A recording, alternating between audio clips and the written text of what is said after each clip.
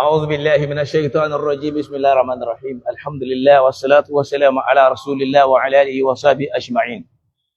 adúpẹ́ lọ́dọ̀ Ọlọ́run atọrọ kẹ́gẹ́ fún Ànábì Muhammad sallallahu alayhi wa sallam. Naam, gẹ́gẹ́ bí a ṣe ń bá ètò ní lọ tó lọ bẹ́ẹ̀ ìrádà Ọlọ́run ni lára nǹkan tí mo sọ ń bẹ̀rẹ̀ náà nìyẹn pé gbogbo ẹ̀yin tẹ́ yólólùfẹ́ dákun ẹ bá wa gbìyànjú kẹ́ ẹ bá wa ran ètò wa ìlọ aláwọn nǹkan kan tó ń jẹ́ àwọn kùdìẹ̀kùdìẹ̀ torí pé Ọlọ́run kádàrá pé mo àti ṣe flyer yìí ó máa tún wá dàbí pa àṣẹ náà ni ṣùkọ́lọ̀n kó ṣàánú fún wa. Naam, ibi abọ́rọ̀ dé náà ni wípé ṣé wọ́n ṣàbòsí fún Ànábì àbí wọ́n ṣàbòsí fún Ànábì, ṣé wọ́n ṣàbòsí fún al-umma, ṣé wọ́n ṣàbòsí fún Islam àbí wọ́n ṣe àwa fúnra wa náà àjọ rí. Ẹ rí pé ibi mo dé náà ni wípé kí ló dá wàhálà alẹ́ láàrin Sunna àti Shia. Ìkan náà jọ ni wọ́n tẹ́lẹ̀ lójú ayé Ànábì Muhammad sallallahu alayhi wa sallam. Àmọ́ lójú ayé Ànábì yẹn làwọn kan tí ń kóra wọn jọ. Báwo làwọn ṣe lè hijack position Ànábì Muhammad tí ẹ pé ọlá táwọn ti ń lò bọ̀ tẹ́lẹ̀tẹ́lẹ̀ nínú ọ̀ràn Quraysh àti ní Mẹ́kà yẹn tí ó padà sọ́dọ̀ àwọn. Táwọn kan sì gbà yí pé Ànábì Muhammad lọ́hun fi ṣẹ́ rán iṣẹ́ yẹn ó sì gbọ́dọ̀ máa continue. Tààrà wọn kan tí wọ́n fẹ́ gbẹ̀mí Ànábì tán kóra wọn jọ náà sọ ábàní lójú ayé ẹ̀ tọ́lọ́hun ò kádàrá mo lọ́rọ̀ sì ń bọ̀ lórí yìí. Tákọọ́lẹ̀ ti sọ fún wa pé àkọọ́lẹ̀ Sunna sọ fún wa pé Abubakar àti Umar radiyallahu ta'ala anhu wọn ni wọ́n pẹ̀lú wọn. Ọ̀rọ̀ sì ń bọ̀ lórí yìí ni mi ò fẹ́ yà lọ́bẹ̀. Mo wá ní nígbà tá Ànábì wá fẹ́ papòdà, Ànábì wá sọ fún wọn wípé ihtuni bi kitabin aktubu lakum shay'an, ẹ fún mi níwèé mo fẹ́ kọ nǹkan kan lan tadillu ba'dahu tẹ́ ní sọnù lẹ́yìn nǹkan ni tẹ́ bá jẹ́ kí n ráyè kọ́. Àmọ́ níjọ́ náà àwọn alágbára nínú àwọn sàhábà ní rárá wọn gbọ́dọ̀ jó kọ́. Umar radiyallahu ta'ala anhu bó ṣe wà nínú Sahih Bukhari òun ló sọ wípé la tutu ẹ gbọ́dọ̀ fún níwèé kò sì gbọ́dọ̀ kọ nǹkan kan. Ibn Abbas radiyallahu ta'ala anhu bó ti kéré tó ń jọ náà òun ló ń pariwo pé ar-raziya kull ar-raziya, àdánwò ńlá leléyìí, aburú ńlá leléyìí ká Nábì fẹ́ kọ nǹkan kẹ́nìkan sì gbójú bóyá kò ní ọmọ kọ́. Umaru disrespect Nábì pẹ̀lú àwọn tí wọ́n jọ kóra wọn jọ tí wọ́n gang up lórí pé ká Nábì mọ́ kọ nǹkan kalẹ̀ torí bó ṣe é ṣe pé ní tó bá kọ ní ó lè mọ́ fi fún àwọn torí wọ́n mọ̀ tí ó kọ. Islam sì pàtàkì wà sọ́yà, ó pàtàkì kó kù sọ àsọ́ọ́lẹ̀ ó sì kọ nǹkan lẹ̀ kan wá gbọ́ pé irú Ànábì tọ́lọ́run ọba ránṣẹ́ ni tọ́lọ́run ọba ń sọ̀rọ̀ wà sọ́yà nínú Al-Qur'an tó sì ń Ànábì ń sọ́nú àdísì, Ànábì yẹn ni ò wá rí wà sọ́yà yẹn kọ́lẹ̀. Wọ́n mẹ́ni tí ó sọ wọn àjò kọ́ níjọ́ náà, àmọ́ lónìí lọ́dọ̀ àwọn àfáà Sunna in tí Umaru ṣe yẹn lára fọ́dílù ni tẹ́fì mọ̀ pé ó lọ́lá ni. Abubakar wà ń bẹ̀ jọ náà òun náà kún Umaru lẹ́yìn torí pé asukutu bima yuwafiq bẹ́yìn bá dákẹ́ tí ó challenge nǹkan ó faramọ́ nǹkan yẹn ni. Níjọ́ náà ó lò fẹ́ tó Ànábì orí nǹkan yẹn kọ́. Mo wá ní gbogbo ìgbà tí Ibn Abbas ń bẹ láyé tó bá rántí ìṣẹ̀lẹ̀ yẹn ẹkún ní máa sun, ó sì wà nínú Sahih Bukhari bákan náà ẹkún tí Ibn Abbas máa sun pé wọ́n yapa Ànábì fẹ́ kọ nǹkan lẹ̀ wọ́n àjò kọ́ làwọn kan fi fún Umaru ní fọ́lù pé ọlá rẹ̀ pọ̀ ọlá rẹ̀ tóbi. Ìyẹn lọ bẹ́ẹ̀ ká Ànábì tó kú láwọn wàhálà yẹn l'Ànábì ti kẹfí ló ti fura sí ni wọ́n ti ń dáálì láàmú látara pòsíṣọ́nù Ànábì lára ẹ̀. Ni mo bí tá bá lọ́wọ́ tíra kan tá ń pè ní at-ta'liqatul ihsan, at-ta'liqatul ihsan Sahih Ibn Hibban, mo ti sọ péjì nílẹ̀ kan tá Ànábì sọ fún wọn pé ma turiduna min Ali torí pé wọ́n máa provoke Ali. Tá Ànábì bá wá rí provocation lójú Ali yóò máa béèrè pé ma turiduna min Ali yìí kí lẹ fẹ́ gbà lọ́wọ́ Ali, ọ̀ràn wo ló dá yín, kí ló dé. Ẹ̀mẹ́ta l'Ànábì sọ, Ànábì dẹ̀ ń jẹ́ pé inna Aliyyan minni wa ana minhu, ṣe rí Ali tẹ́ rí ni o ẹ̀jẹ̀ ara mi ni ara tí ẹlẹ́mí náà kò sí yàtọ̀ láàrin wa wa huwa waliyyu kulli mu'minin ba'di òun sì ló lórí gbogbo ẹni tó bá nígbàgbọ́ Ọlọ́run lẹ́yìn tí ń bá lọ tán àdísì tó lálàáfíà ni ó sì wá nú aṣọ ìhà mo kàn ní kí n mú wá ní kákàn fi mọ àwọn nǹkan tó ń ṣẹlẹ̀ díẹ̀díẹ̀ bákan náà tá a bá lọ sínú al-ahadithu aṣọ ìhà táwa náà mẹni tó ní Muhammadu Nasiruddin al-Albani àgbà àfáà Sunna ni tá a bá lọ wo tírà àwọn yìí àwọn náà sọ àdísù yìí pé níjọ́ tí wọ́n provoke àlí tánàbí rí àpẹẹrẹ ìbínú lójú ẹ̀ ànábì ní ma turiduna min aliyin kí ni tẹ́ fẹ́ gbà lọ́dọ̀ àlí inna aliyyan minni wa ana minhu àlí tẹ́ rí yẹn o ara mi ló ti jáde ara ẹ̀lẹ́mí náà ti jáde pé ìbí ni wá ẹ̀jẹ̀ kan náà ní ń bẹ lára wa wa huwa waliyyu kullu mu'minin ba'di òun sì ló lórí aláṣẹ fún gbogbo ẹni tó bá nígbàgbọ́ wọ́n lọ́hùn lẹ́yìn tí ń bá lọ tán àdísù yẹn náà ń bẹ bẹ́ẹ̀ tá a bá lọ wo súnánù Tirmidhi tá a bá lọ wo bábù manaqibi Ali ibn Abi Talib àbá dísù yìí náà ń bẹ débi pé ibi tí mo fẹ́ lò níbẹ̀ náà ni pé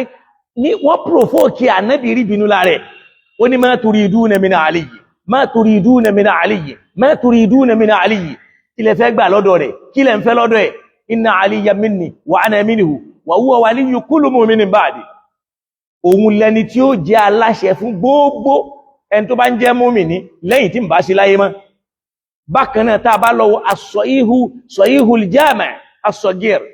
àfáwà al-Albani náà ni wọ́n ní tó bá lọ wò yẹn náà àdísù yìí ń bẹ́ẹ̀ kí n mọ́tò pààrẹ̀ mọ́ bákan náà tá a bá lọ kìtàbù Sunna èyí tó já sí pé àfáwà Nasirul Albani wọ́n padà ṣe ìkhárájù òun náà tí àfáwà tó yẹ pé takhriju Sunna so Albani náà kún tírà yìí jáde wá àdísù yìí náà tó ṣe kí ni ìbẹ̀m̀bẹ̀ ẹ jẹ́ ká dúró bẹ̀ káwá padà wá pé kí làsọ́ọ́lẹ̀ ànábì Muhammad fáwọn sàhábà ànábì ṣé wọ́n ṣàbòsí ànábì tàbí wọ́n ṣàbòsí ànábì ṣé wọ́n ṣàbòsí Islam tàbí wọ́n ṣàbòsí Islam káwá náà jọ wá wò káwá jọ lọ sínú àdísù ànábì Muhammad lára àsọ́ọ́lẹ̀ tá ànábì sọ fún wọn náà nípa Aliyyu minni wa ana minhu àlí tẹ́ rí yẹn o ara mi ni o èmi náà ara rẹ̀ ni o jẹ́ ká wá lọ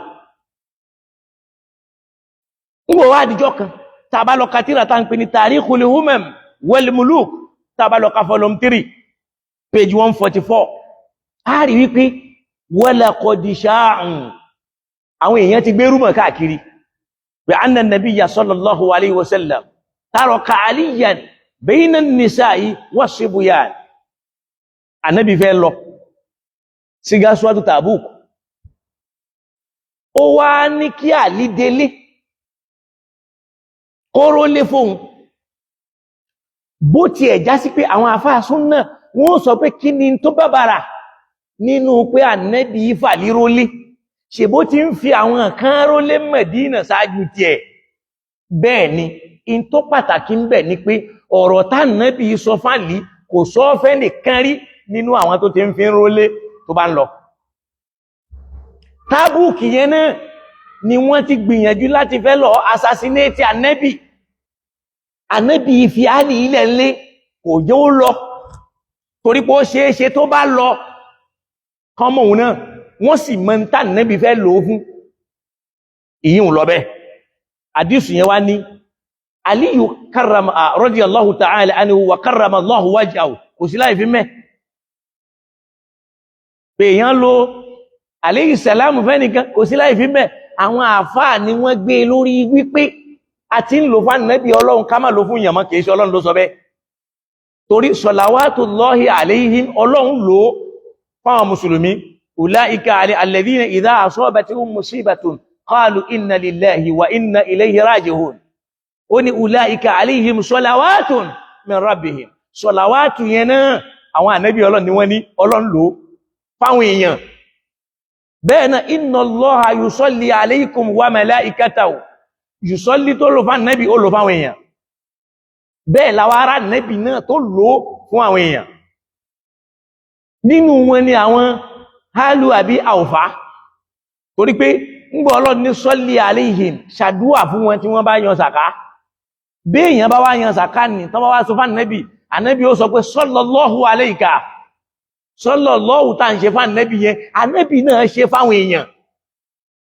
ààrẹ nìkan tó wá bá ànábì pé ya Rasulallah sọ́lì ala zawji mo fẹ́ kó bá mi ṣàdúwà fọ́kọ mi ànábì dẹ̀ sọ pé sọ́lì ala zawjika àti rán ànábì sọ pé sọ́lì sallallahu alayhi al-awfa kọlọm bá wa kẹ́ wọ́n lè lò fún yàn wọ́n lè lò fún ànábì Ọlọ́run kò sí tó burú mẹ́ ìrònú àwọn àfáà ní ìrònú èésì ṣe ṣàríà Ọlọ́run ò sọ bẹ́ẹ̀ ànábì ò sọ bẹ́ẹ̀ kò sí láì fínú yíhun nígbàtí rúmọ̀ yíwá kálékákó pé ànábì mú Àlí ó fi rólé fáwọn obìnrin àtàwọn ọmọ wẹ́wẹ̀wẹ́ ni torí pé wọ́n fẹ́ yẹpẹrẹ Sayyidina Àlí wá lọ bá ànábì Muhammad sallallahu alaihi wasallam ó wá lọ sọ fún ànábì wípé za'ama al-munafiqun annaka istakhlaftani annaka istasqaltani wa takhaffafta anni ó wá lọ bá ànábì ó lọ rojọ́ fún pé za'ama al-munafiqun àwọn munafiki ó gbọ́n tí wọ́n wí ni wọ́n ní annaka khallaftani wọ́n ní ra ànábì fi mí rólé annaka istasqaltani torí pé ìwọ náà ló ti bọ́ mi tí mo ti yó wọ́n rí pé ànábì àwòpó ti yó pé ńgbà ó ti wá sanra yẹn kò lágbára láti lọ jagun mọ́ wa takhaffafta anni ó wá ń fẹ́ dọ́gbọ́n pẹ́ mi lẹ̀ kí n má tẹ̀lé ọ torí Àlí náà sì ń bùkátà kóhun tẹ̀lé torí Àlí ò fẹ́ ká nábì lọ bìkan kóhun má tẹ̀lé lọ wọ́n wá ń bú Àlí láti yẹpẹrẹ tánàbí fi ṣeun tàbá ń sọ̀rọ̀ al-munafikun kìí ṣe munafikul ìmánì nìkan munafiki ìgbàgbọ́ ń bẹ òun náà ló ń fi ojú ayé gbà fọ́lọ́hun tó ń fọkàn ṣe kúfùrù munafiki lìkẹ́dìbì ń bẹ wà munafikul akhlaq munafiki níbi ìwà ọ̀tọ̀ ní bó ti ń bá nábì lò tó bá rá ànábì yóò ṣe bí pé ànábì òjíṣẹ́ Ọlọ́run èèyàn ńlá yóò bàbá rẹ̀ tó bá dẹ́yìn ànábì ò ní jẹ́ nǹkan kan lójú ẹ̀ yóò mọ pláàni nǹkan mi mùnáfíkì kan nìyẹn náà mùnáfíkul fíṣkì ń bẹ tó yẹ pé pò kí ni tọ́lọ ní in ja'akum fasiqun binaba'in nínú sọ̀hábà ló sì pè ní fásik so káwì nǹkan mi yà yín kọ́sọ́dì nǹkan mi lẹ́yìn mùnáfíkì kan nìyẹn náà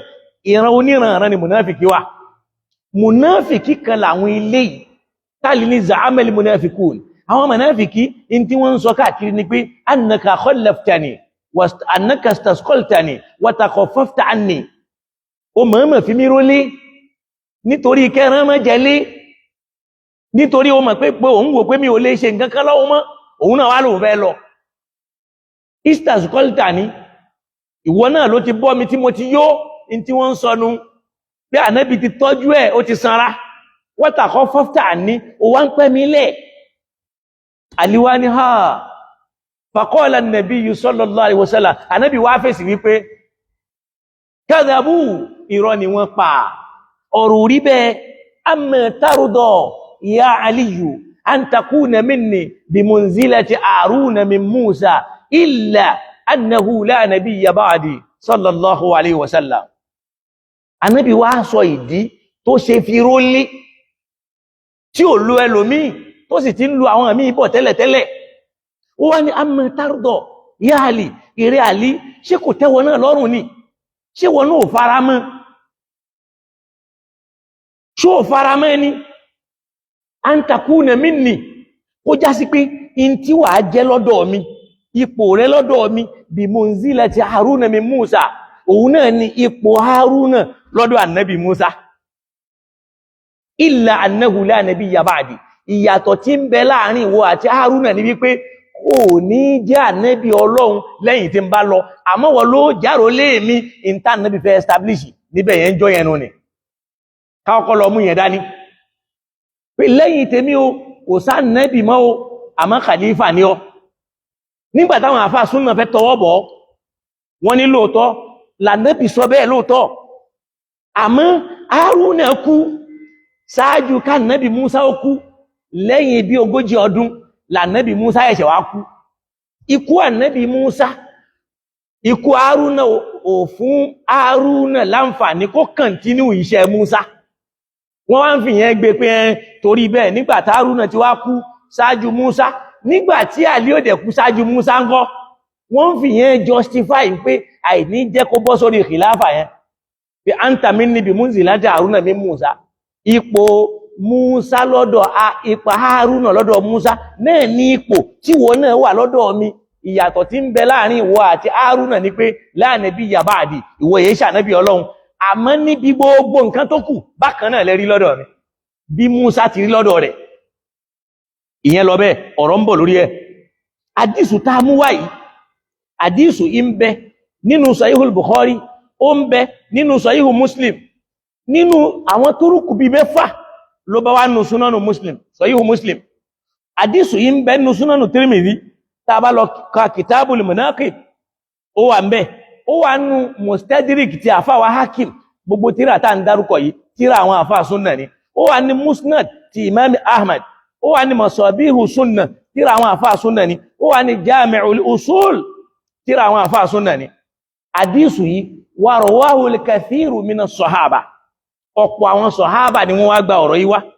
Minhum Abdullah ibn Abbas, nínú wọn Abdullah ibn Abbas, Umar ibn al-Khattab, Umar ọmọ Khattab fúnra rẹ̀ tó jẹ́ khalifa ẹlẹ́ẹ̀kejì, wa Abu Dharr al-Ghifari, Abu Dharr al-Ghifari àwọn náà gbà wá. Jẹ́ kí n wá mú ti Ibn Abbas wá. Kìí ṣe pé nìkan ló gbọ́rọ̀ yìí lọ́dọ̀ Ànábì, àwọn tí wọ́n gbọ́ pọ̀ nínú àwọn sahaba, tá fi sọ pé bóyá nìkan ló wí ni ò jẹ́ kan lò ó. Látẹnu ọmọ Abbas radiyallahu ta'ala anhu, ó wá ní qala Rasulullah, àdísù tí mo wí ká lọ síwájú pé anta minni atardo yali an takuna minni bi munzilati Haruna min Musa illa annahu la nabiyya ba'di. Ṣó mọ̀ pé a lè sọ wípé ìyẹn ò tó, ká sọ pé Ànábì ò sọ wípé òun ni ó jẹ khalifa, àmọ́ ó súnmọ́ díẹ̀. Wá gbọ́ mi tá Ànábì làmọ́lẹ̀ tán yanyan. An ibn Abbas, látọ̀dọ̀ ọmọ Abbas, òun wá ní qala Rasulullah sallallahu alaihi wasallam, òjíṣẹ́ Ọlọ́run bá wa kẹ́, ó sọ báyìí wípé anta minni bi munzilati Haruna min Musa. Ìrẹ́ Ali, ipò rẹ lọ́dọ̀ mi náà ní ipò Haruna lọ́dọ̀ Musa. Illa annaka lasta nabiyyan, ẹnu yàtọ̀ orí Ànábì Muhammad sallallahu alaihi wasallam, ó ṣe taswiyatu Ali bí Harun, ó fi Ali, ó fi dọ́gba Haruna. Ìbéèrè tó yẹ ká béèrè lọ́dọ̀ ara wa ni pé Abubakar afudol am Harun, ta ló lọ́lá jù nínú Ànábì Harun àti Abubakar?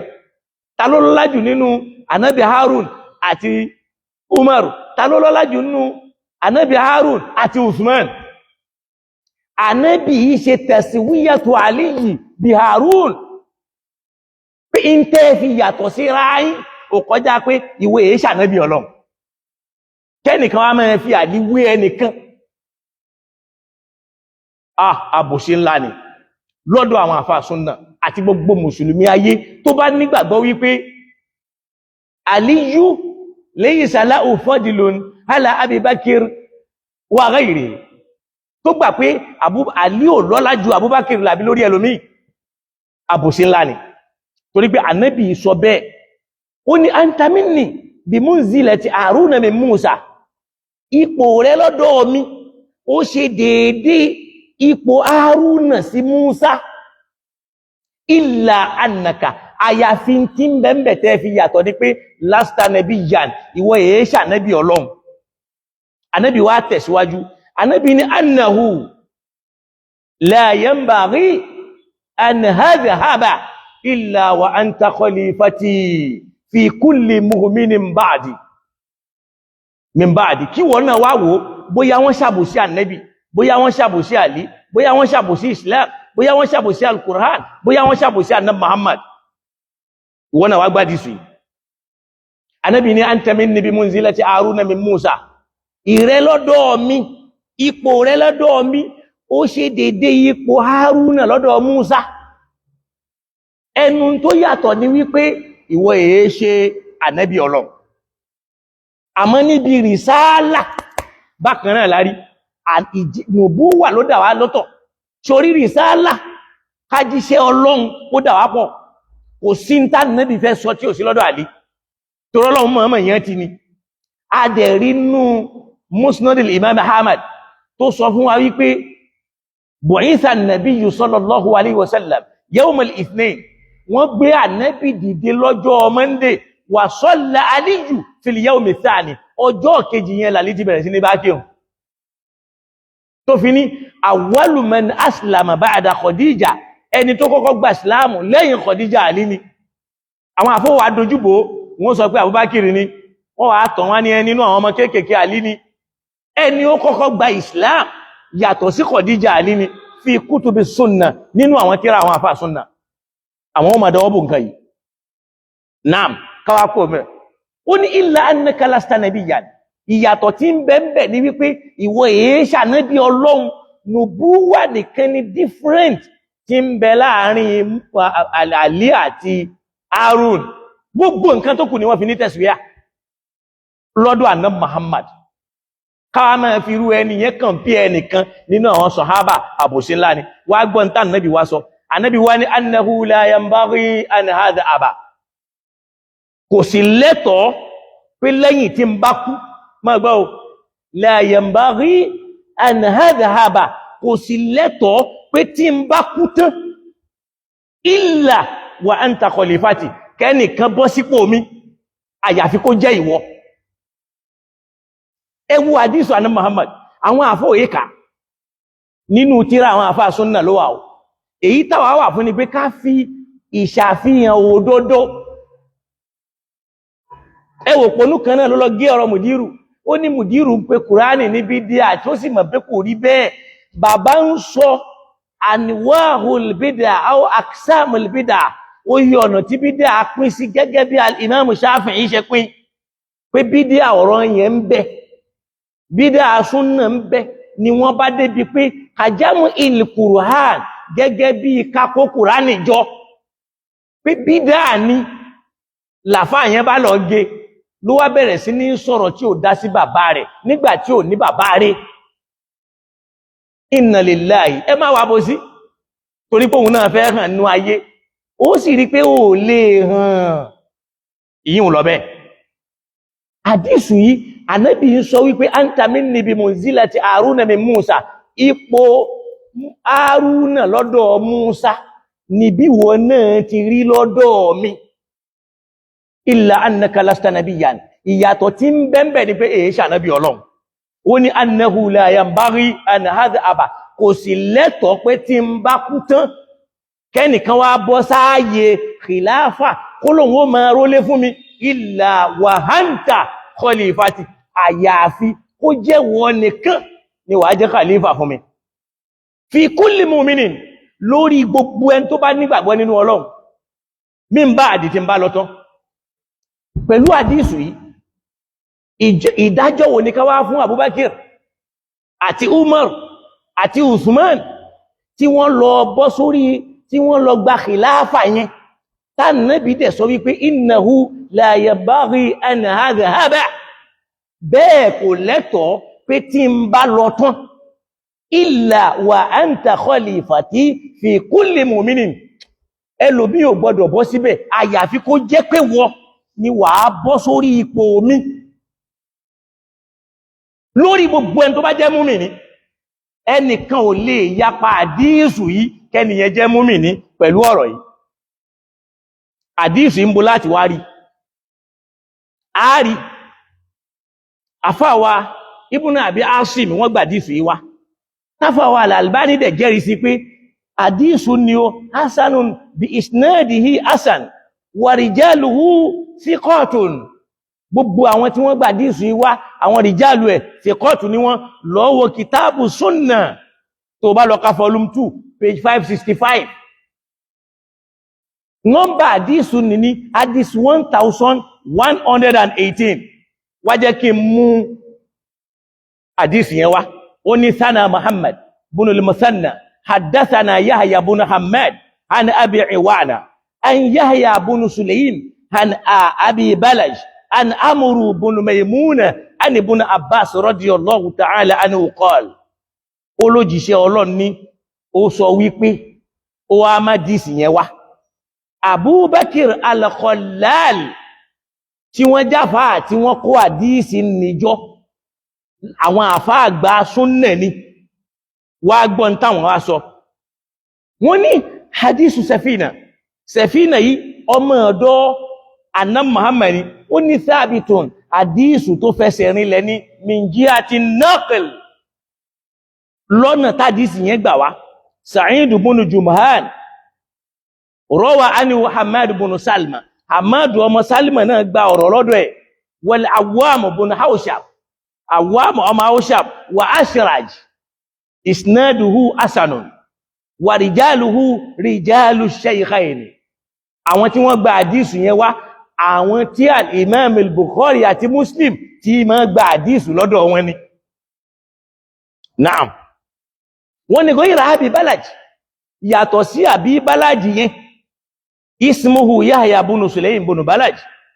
qala al-Hafiz afawa al-Hafizu Ibn Hajar al-Asqalani àwọn wá ní àfá yẹn sudukun olódodo ni torí pé wọ́n fẹ́ tọwọ́ bọ àdísù yẹn wọ́n wá fẹ́ gba ọ̀dọ̀ Ibn Balaj wọlé láti condemn Ibn Balaj ó ní sudukun rubbama akhta'a lóòótọ́ nígbà míì ó máa ń ṣe mistake àmọ́ àdísì lahu shawahidun ó láwọn àdísì tó lè jẹ́rìí ẹ̀ tó jẹ́ pé same thing làwọn náà ń wí tó bá lọ́wọ́ nú kìtàbù súnnà yìí ó rí pé àfáwà tó kọ́ òun náà ni Ahmad bun Dahak àfáwà ad-Dahak bun Mukhallad ash-Shaybani àfáà tá ń sọ ìwògbà tí wọ́n kú ní 287 al-Hijri lára àwọn tí wọ́n súnmọ́ asiru tọ̀hábá wa tabi'ina ni wọ́n tí wọ́n jọ wà papọ̀ táwọ̀rọ̀ yẹn sì jọra tíra yìí jẹ́ tíra àfáwà Abubakar bun Asim Abubakar bun Asim yìí ni wọ́n sọ̀rọ̀ àdísù yìí náà àfáwà àtọ̀yálì sí àwọn náà gbà wá àdísù yìí ń bẹ ní Musnad Imam Ahmad ó ń bẹ nínú Sunanu Tirmidhi ó ń bẹ nínú Sunanu Nasa'i mi ò sì lérò pé ìkanú àwọn tíra tá a kàálẹ̀ yìí tíra Ṣíà ni bákan náà tá a bá lọ ka al-Khasa'is ó ń bẹ ń bẹ tíra àwọn àfáà súnnà ni tá a bá lọ ka Ibn Abi Shayba tá a bá lọ àdísù Ibn Abi Shayba nínú Musannaf ẹ̀ẹ́rí àdísù yìí mẹ́bẹ̀ tẹ bá dọ́dọ̀ Ibn Hibban ẹ̀ẹ́bá dísì yìí mẹ́ tẹ bá dé Huliya ti Abu Na'imi al-Asbahani àdísì yẹn bẹ́ẹ̀bẹ̀ tíra àfáà súnnà ní gbogbo ẹ̀ àdísù yìí ń bẹ nínú Mustadriku ti àfáwà Hakim ó wà lọ́dọ̀ àfáwà Ibn Idiyyi tá bá lọ wo al-Kamili wọn kulluhum min tariqi Ja'far bun Sulaiman wa qala Tirmidhi hasanun gharibun hadisi tó dáni àmọ́ gharibun ó strange lọ́dọ̀ wọn walahu shahidun hadisi yẹn sì ládìsí mi tó gbé lẹ́sẹ̀ min hadithi Barida tá bá lọ ka hadisi Barida èyí tí àfáwà Ahmad gbà wá nú al-Musnad volume 5 bá máa dárúkọ péjì àti volume láwọn tírà tí mo mú wáyìí àmọ́ nítorí àsìkò torí pé nta ń lò yóò gbà wá lásìkò tó bẹ́ẹ̀ ó lè tún lọ ní ìsìn láfi ní ẹ dákun torí Ọlọ́run gbogbo ẹ̀yin onínúure tẹ́ ẹ fẹ́ràn ìta ń sọ yìí a béèrè ìkún lọ́wọ́ lọ́dọ̀ àwọn tí ò nífẹ̀ẹ́ sí ẹ̀yin tẹ́ nífẹ̀ẹ́ sí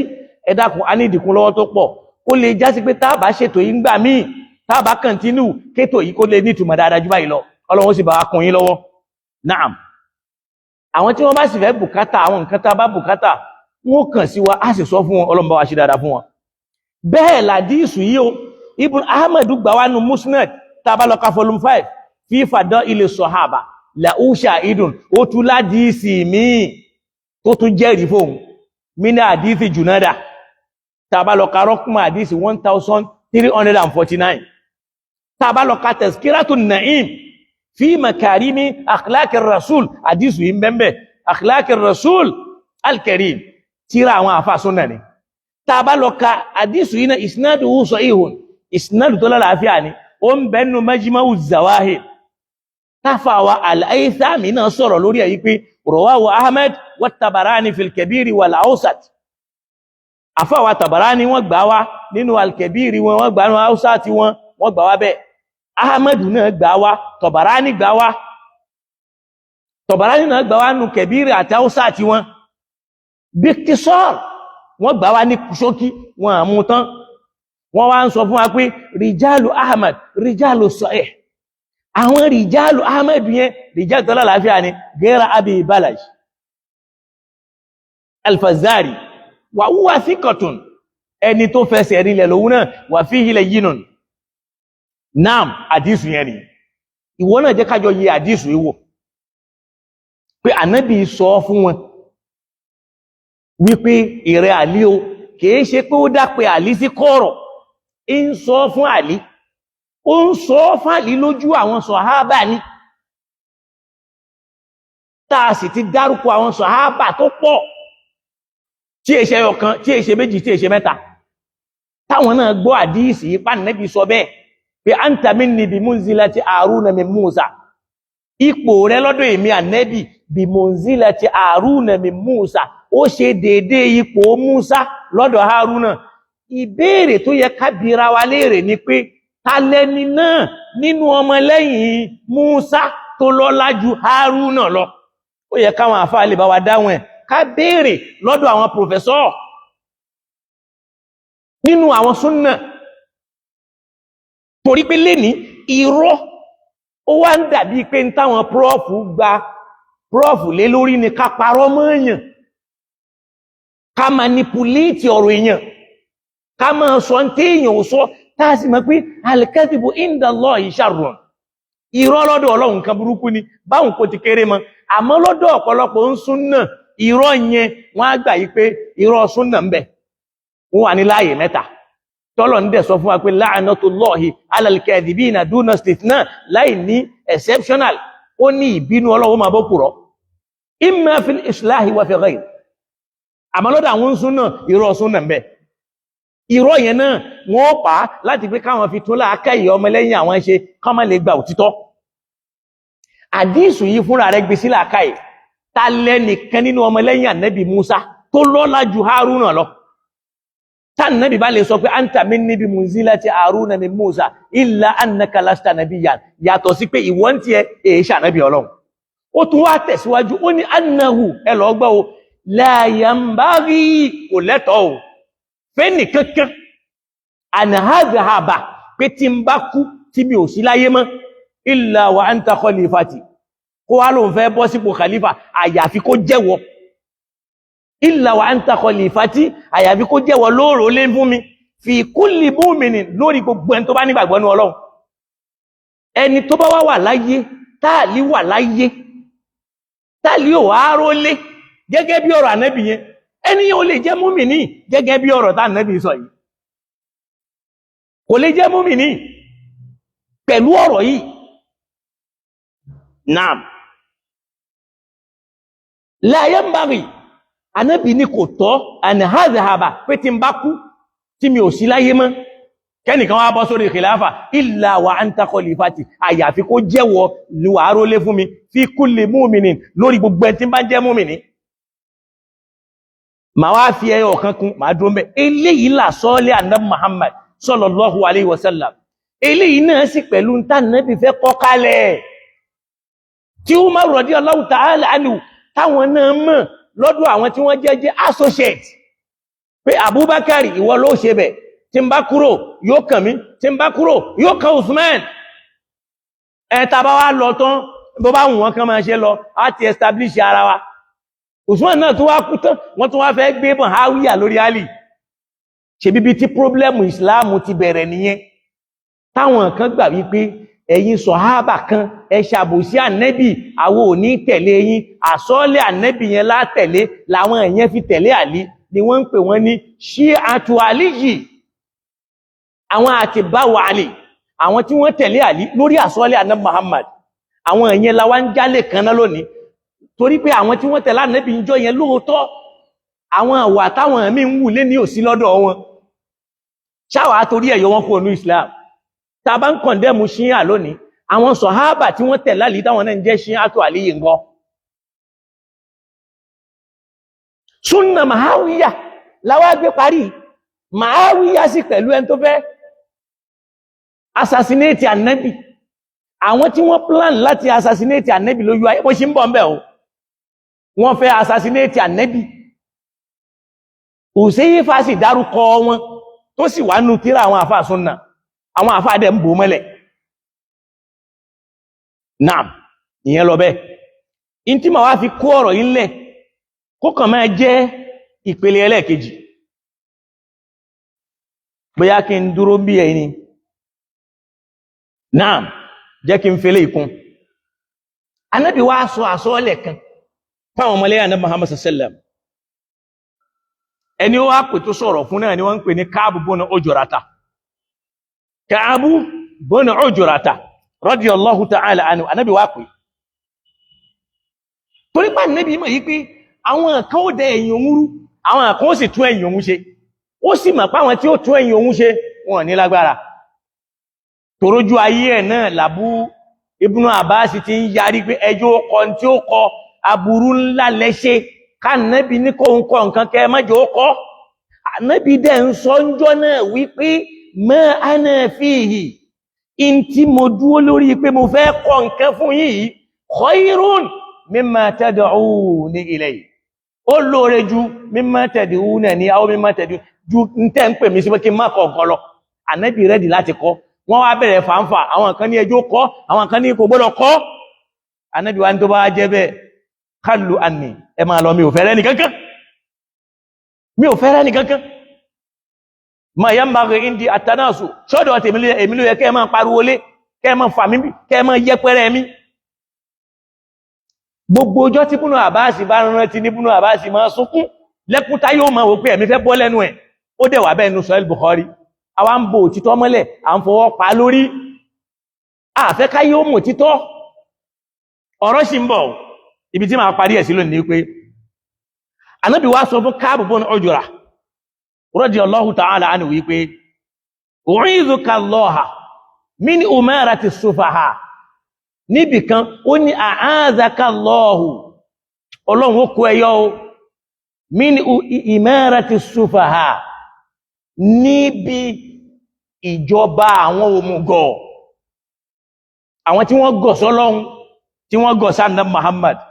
sallallahu alayhi wa sallam Káàbù bọ́nà Ujra tàwọn bèèrè wípé ma himaratu sufaha ya Rasulallah ìjọba wo ni ìjọba àwọn òmùgọ̀ ìjọba wo ni Ànábì wá sọ wípé umarahu àwọn aláṣẹ kan ni o ṣọ̀pẹ́ umarahu ló pè wọ́n kò pè wọ́n ní khalifa torí pé lára ń tó bí àwọn ọmọ tí wọ́n jẹ́ Shi'atu Aliyi nú nígbàtá Ànábì wá tí khalifa tábùbákìrí bọ́ sórí ipò tán ó wá ń pèrè ẹ̀ ní khalifa ti Rasulillah ìyẹn wá bí wọn ló pé ó tún pèrè rẹ̀ ń khalifa tánàbí sì ti yan khalifa kó tó kú ìyẹn ló ṣe já sí pé nígbàtí Umaru fẹ́ bọ́ síbẹ̀ ó wá lo politics òun ò jẹ́ lo khalifa yẹn ó wá pèrè ní Amirul Mu'minina léyìí táwọn náà mọ̀ pé kéèyàn pèrè ní khalifa yẹn kò tọ́ sáwọn pé tó bá fẹ́ pèrè ní nǹkan mọ́ pèrè ń khalifa ó lè pèrè ní Amiru àmọ́ kó jẹ́ khalifa rárá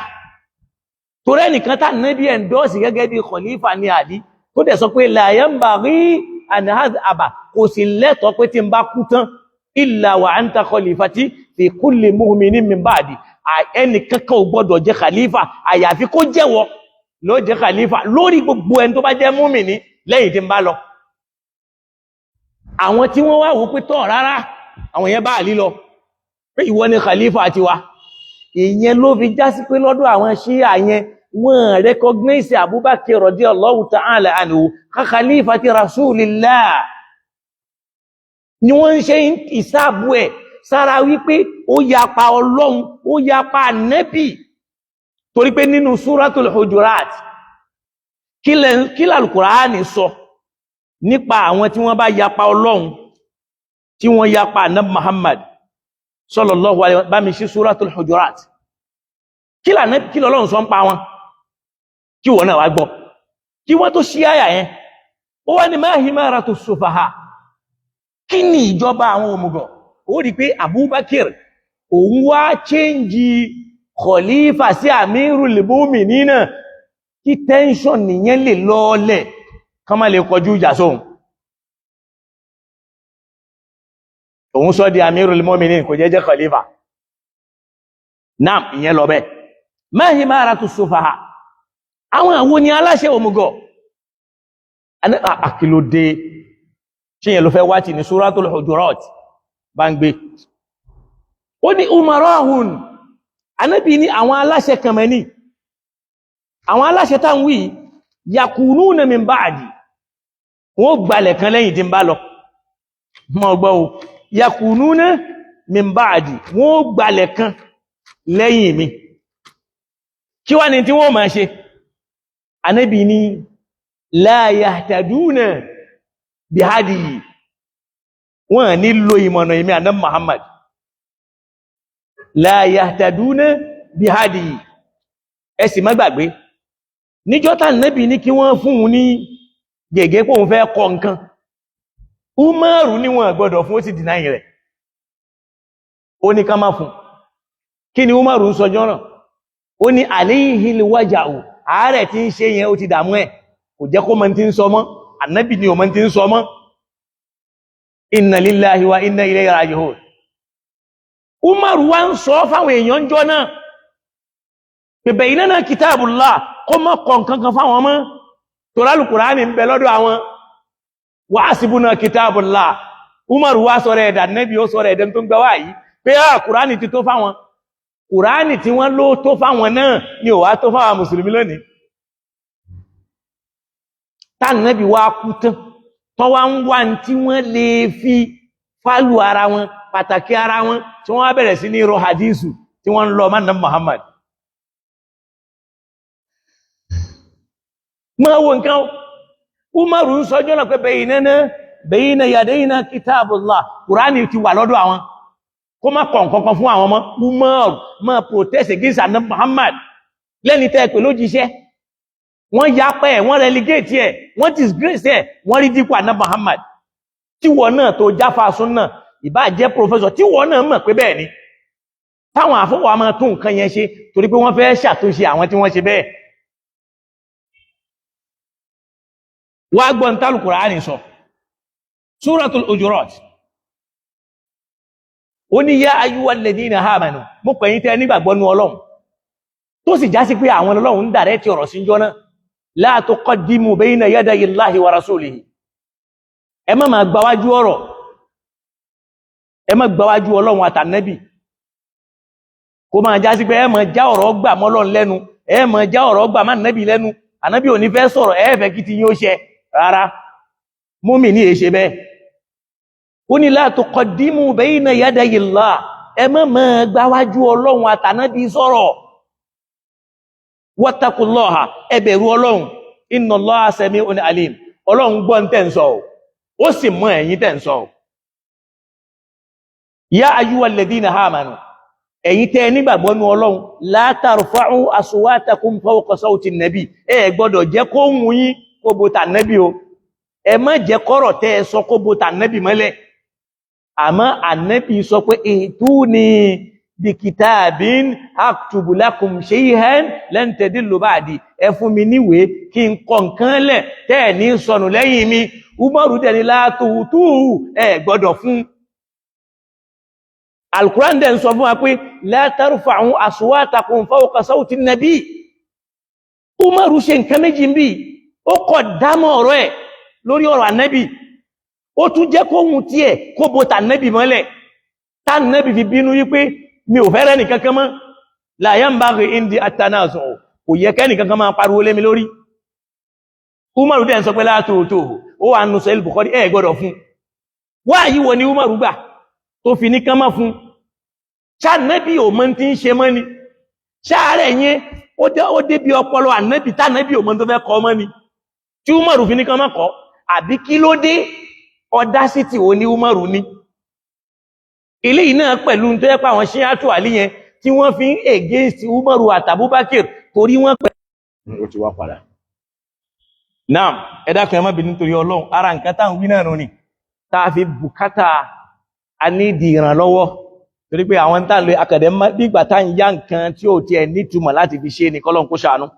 Naam, ibi adé ni pé Ọlọ́run ní yá ayyuhal ladhina amanu la tarfa'u aswatakum la tuqaddimu bayna yaday illahi wa rasulihi wattaqullaha innallaha sami'un alim. Ọlọ́run mọ ẹ̀yin tẹ́ ń ṣe bẹ́ẹ̀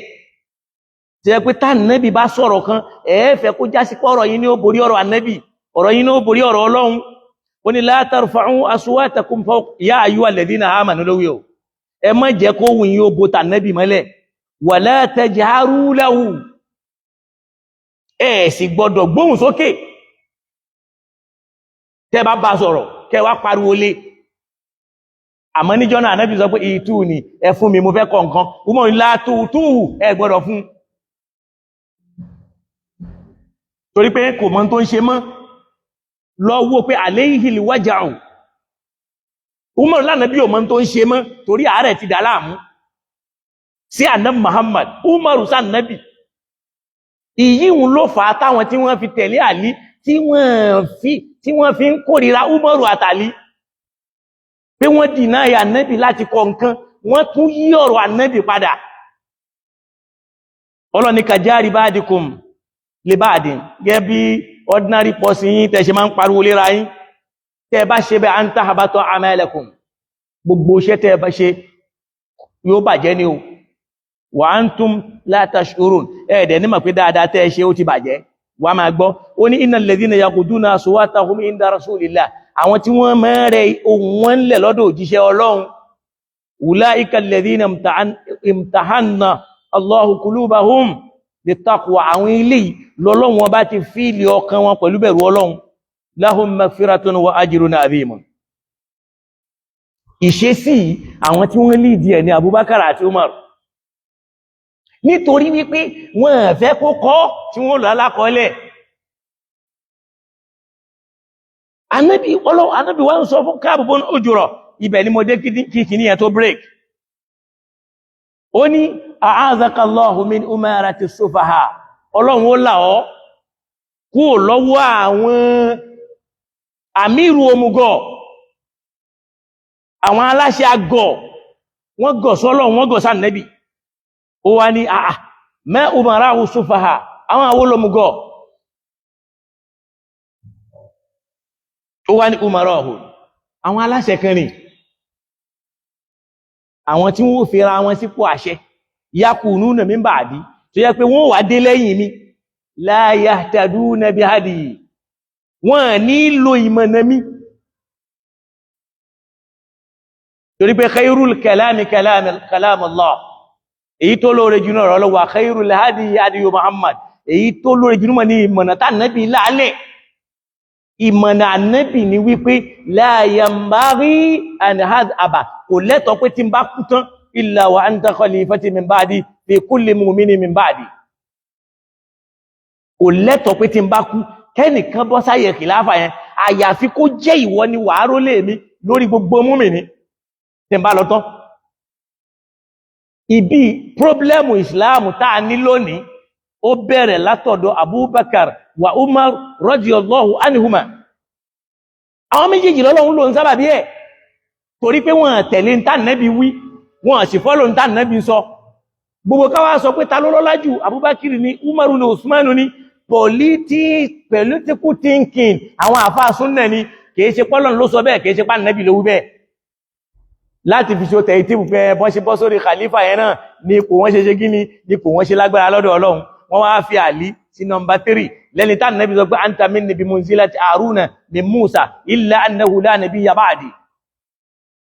alla tarda an takuna minni bi munzilati Haruna min Musa. Ibi tí mo wá fẹ́ parí ẹ̀ ni pé ó ní la yahtaduna bihadi, wọ́n ní lo ìmọ̀nà èmi Ànábì, wala yastannuna bi sunnati, wọ́n sì ní tọ ojú ọ̀nà tẹ́mi Ànábì là kalẹ̀. Ó ti la ọ̀nà kalẹ̀ lójú ayé Ànábì ni wọ́n ti practice ẹ̀, wọ́n sì jẹ lọ torí pé àwọn ni wọ́n lágbára jù jọ náà nínú àwọn mùsùlùmí tán tẹ̀lé Ànábì. ọ̀nà mẹ́ta sẹ́ mẹ́rin ni wọ́n pláàni láti gbẹ̀mí ànábì kan tó kúrò Mákà ẹ̀kan nígbà tí wọ́n dé Mẹdínà ẹ̀mẹ́ta nínú àwọn sàhábà al-kirami náà ó sì padà gbọ́ orúkọ wọn. Ànábì ní la yahtaduna bi hadiyi, wọ́n ní lo ìmọ̀nà èmi ànábì wa la yastanuna bi sunnati, wọ́n sì ní tọ ojú ọ̀nà mi. Ó wá ní faman sadaqahum bi kadhibihim, gbogbo ẹni bá gbà wọ́n gbọ́ pẹ̀lú irọ́ tí wọ́n ń pa. Ó gbọ́, man sadaqahum bi kadhibihim, ẹnikẹ́ni tó bá gbà wọ́n gbọ́ pẹ̀lú irọ́ wọn, wa a'anahum ala zulmihim, tó dẹ̀ ń kún wọn lọ́wọ́ lórí àbòsí wọn tí wọ́n ń ṣe. Ó ní fa ulaika laysu minni, irú àwọn èèyàn bẹ́ẹ̀ wọn èyí ṣe ọmọ lẹ́yìn mi o, wa lastu minhum, èmi náà ò sì mọ̀ wọ́n rí, mi ò ní nǹkan kan tí mo fẹ́ pẹ̀lú wọn. La yaruduna alayya haudi, níjọ́ tọ́lọ̀ bá fẹ́ ṣèdájọ́ tí mo bá wà níbi ìdẹ̀ra, irú wọn ò ní dọ́dọ̀ mi jọ náà. Ló fi máa rádìí ìsù kan, kódà ànábì sọ kan fún Abubakar, tábùbákàrí ń sunkún. Ya inna la ka'inuna ba'dak, ka'inan ba'dak. Mi ò fẹ́ rántí àdísù yẹn mọ́, àmọ́ yín padà wá mú wá. Nígbà ànábì sọ pé ó pọ̀ nínú yẹ pé níjọ́ tá a bá ti fáyé lẹ́ẹ̀tú ní fojú gán ní mímọ́. Ó sọ tó sì láàmọ́lẹ̀ fún Abubakari náà. Tábùbákàrí sunkún. Náà, ó ní man sadaqahum bi kadhibihim, bí yàn bá gbà wọn gbọ́ lórí irọ́ wọn, wa a'anahum ala dhulmihim, tó ràn wọ́n lọ́wọ́ lórí àbòsí wọn. Lára arọ́ tí wọ́n pa máa nàbí ń gbà tá nàbí kú ní wípé ká nàbí tó kú, ànábì yànda ilẹ̀ kan fún Fátímà tí wọ́n ń pè ilẹ̀ yẹn ní Fadak, ardu Fadak, ilẹ̀ yẹn wà ní Fadak. Nígbà táyà kan sọ kalẹ̀ fún ànábì pé wàhátì zalkuruba haqqa, àwọn tí wọ́n jẹ́ mọ̀lẹ́bí alásùmọ́ fún wọn lẹ́tọ̀ọ́ wọn, lànábì wá lọ gé ilẹ̀ nì, ló gé fún Fátímà ọmọ rẹ̀. Ẹ̀gbọ́n ṣe mọ̀ pé ó lọ gé ilẹ̀ yẹn pẹ̀lú áyà al-Qur'an, ó gé fún Fátímà. Àmọ́ nígbà wá kú tán, wọ́n gbálẹ̀ yẹn padà lọ́wọ́ Fátímà. Wọ́n dẹ̀ mú hadísù ọ̀rọ̀ tí wọ́n sọ ni pé wọ́n lá Ànábì sallam, Abubakar sì nìkan ló gbọ́rọ̀ yẹn lọ́dọ̀ Ànábì Muhammad, kò sẹ́lòmíì tó gbọ́. Èyí tí gbogbo ayé gbọ́ nípa Àlí yìí kò wúlò. Èyí tí Abubakar nìkan sọ wípé wọ́n lá Ànábì sọ pé nahnu ma'ashirul anbiya, bá Ànábì ní gbogbo àwa tá a já Ànábì Ọlọ́run, wọn kì í jogún wa, àwa náà yẹ́ sí jogún èèyàn. Ọlọ́run ní man sadaqahum bi kadhibihim, bí èèyàn bá gbà wọn gbọ́ lórí irọ́ wọn, torí pé ọ̀rọ̀ yẹn irọ́ ni. In tó fi mọ̀ pé irọ́ ni pé lọ́nú al-Qur'an, Ọlọ́run ọba sọ ń bẹ̀ wípé wa waritha Sulaymanu Dahuda, Sulaymanu nabiyyun min anbiyahillah, wa Dahudu nabiyyun min anbiyahillah. Ọlọ́run ní waritha Sulaymanu Dahuda, Sulaymanu jogún ànábì Dáúdà. Kìí ṣe wípé nùbúwà ànábì Ọlọ́run kọ́ ló jogún lọ́dọ̀ bàbá rẹ̀ o, torí pé níjọ́ tí bàbá rẹ̀ ń bẹ láyé ànábì Ọlọ́run lòun, ànábì Ọlọ́run ní bàbá rẹ̀. Torí pé Ọlọ́run sọ fún wa yí pé fafa amnaha Sulaymana wa kullan atayna hukman wa ilman, lójú ayé ni bàbá ń já ànábì lọ́mọ náà ń já ànábì Ọlọ́run. Ọlọ́run ní waritha Sulaymanu Daud, ọlá Sulaymanu yẹn, ọlá Dáúdà, Sulaymanu jogún ẹ̀. Ó jogún àwọn ẹyẹ, ó sì jogún ọlá bàbá rẹ̀. Òkè tẹbá wá lánàbí sọ pé àwọn ànábì Ọlọ́run gbogbo wa wọn kìí jogún wa, àyè jogún èèyàn. Kí ló dé tọ́lọ̀run wá ní waritha Sulaymanu Daud? Sulaymanu ṣe wá jogún ànábì Dáúdà. So, àyà wà ní al-Qur'an, ta tún lè rí mú wá. Tó sọ pé gbogbo táwọn ànábì Ọlọ́run bá fílẹ̀, sàárà ni. Ìntà ànábì Dáúdà fílẹ̀ nù nǹkan ní, kí ló tó fi ṣe sàárà tí Sulaymanu jogún ẹ̀? Irọ́ kan lè yìí ni. Àwọn ànábì Ọlọ́run máa jogún, wọ́n sì máa jogún wọn, nǹkan ní wọn, ọmọ wọn ló ní, torí ànábì náà ní nǹkan ní. Ó wà rí àdísì rẹpẹtẹ sí irọ́ lọ ńbẹ̀ Ọlọ́run ní man sadaqahum bi kadhibihi Ànábì ní ẹni bá gbà wọ́n gbọ́ lórí irọ́ tí wọ́n máa pa wa aanahum ala dhulmihim tó dẹ̀ ràn wọ́n lọ́wọ́ lórí àbòsí wọn àbòsí ní wípé Ànábì sọ pé la yanbaghi illa wa anta khalifati fi kulli mu'minin min ba'di kò lẹ́tọ̀ọ́ pé tí ń bá kú tán kẹ́nìkan wá bọ́ sí ipò mi àyàfi ìwọ ni kó jẹ́ khalifa mi lórí gbogbo mùmínì lẹ́yìn mi àbòsí kan nìyí ni pé wọ́n yí padà àbòsí kan ni pé wọ́n gbalẹ̀ Fátímà àbòsí kan ni pé wọ́n parọ́ páwọn ànábì Ọlọ́run èyí jogún wọ́n èyí sì jogún wọn tálù Kùránì sì tú wọn láṣìírí kèésì ṣe áyà kan ìyẹn nìkan ló wà ní Al-Kùránì bẹ́ẹ̀ ìyẹn lọ bẹ́ẹ̀ àwọn ọ̀rọ̀ yẹn wá pọ̀ ó ní man sadaqahum bi kadhibihim ẹni bá gbà wọ́n gbọ́ pẹ̀lú irọ́ tí wọ́n pa wa aanahum ala dhulmihim tó ràn wọ́n lọ́wọ́ lórí àbòsí wọn lára àbòsí yẹn ni pé wọ́n gbà lẹ̀ Fátímà padà wọ́n ní wọ́n èyí jogún àwọn ànábì Ọlọ́run wọ́n tún wá dì náà yìí Fátímà lọ́pọ̀lọpọ̀ ẹ̀tọ́ tó fi wá di pé àti Fátímà àti Abubakar wọn kíra wọn tí Fátímà fi lọ ọ̀dọ̀ Ọlọ́run tí Fátímà máa rojọ́ wọn fọ́lọ́run ọ̀rọ̀ ọ̀tọ̀ lèyí ni débi pé àkọọ́lẹ̀ sọ fún wa pé wọ́n mọ̀gbà tí wọ́n sí òkú Fátímà nínú tírà àwọn àfáà Sunna torí pé Àlí ló lọ dá nǹkan ẹ̀sìn lálẹ́ torí pé Fátímà ní kò gbọdọ̀ jẹ́ kán gbọ́ tóun bá kú torí pé ìyà yẹn pọ̀ àkọọ́lẹ̀ tó débi wípé wọ́n fẹ́ lọ dáná sun Àlí mọ́lé pẹ̀lú Fátímà lórí ọ̀rọ̀ khilafa tó wà ní tírà àwọn àfáà Sunna tí è ṣe pé tírà àwọn àfáà Ṣíà nìkan ló wà ẹlòmí mọ̀ lè pé kí ló tí mò ń sọ eléyìí mo fẹ́ fò títọ́ hàn ní mùsùlùmí ni mi è ṣe Sunna mi è ṣe Ṣíì àmọ́ gbogbo tó bá nígbàgbọ́nu la ilaha illallah ana ma'ahu mo wà pẹ̀lú ẹ̀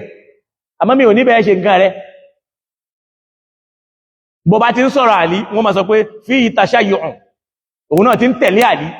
ìkórìíra Àlí ń bẹ lọ́dọ̀ àwọn àfáà Sunna ìkórìíra àwọn khulafa'u mẹ́ta yẹn náà wà lọ́dọ̀ àwọn Ṣíà kan kí ló dé tá ń fọwọ́ pò títọ́ mọ́lẹ̀ táà máa ní ẹnìkan bú sàhábà wọ́n yẹ̀yẹ́ wọn àkọọ́lẹ̀ àwọn àfáà Sunna yìí ń gọ́ Ànábì ní bí èèyàn bá gbà wọ́n gbọ́ lórí irọ́ wọn tó sì ń kún wọn lọ́wọ́ lórí àbòsí wọn ó ní faulaika irú àwọn èèyàn bẹ́ẹ̀ laysu minni wọn sí pẹ̀lú mi o wa lastu minhum èmi náà ò sí pẹ̀lú wọn wala yaruduna alayya haudi níjọ́ tá a bá dénú ọgbà àdẹ́ra wọn ní wà pẹ̀lú mi mẹ́ wọn ní dọ́dọ̀ mi wọ́n ní wa man lam yusaddiquhum bikadhibihim gbogbo ẹni tí ó bá wá gbà wọ́n gbọ́ lórí irọ́ wọn wa lam yu'inhum ala dhulmihim tí ó sì ràn wọ́n lọ́wọ́ lórí àbòsí wọn fa ulaika minni àwọn tèmínú wa ana minhum èmi náà sì wà pẹ̀lú wọn wa sayaruduna alayya haudi àwọn èèyàn ni ó ráyè dọ́dọ̀ mi lálìjẹ́nà àdísù tí mo kàí ó wà nù Musnad Imam Ahmad àdísù yí ń bẹ ní al-Mustadriku ala Sahihayn tíra àfáà Sunna ni tí àfáà wà al-Hakimu an-Naysaburi ó wà nù Sunanu Tirmidhi ó wà nù Sunanu Nasa'i ọ̀rọ̀ yí wà ń bẹ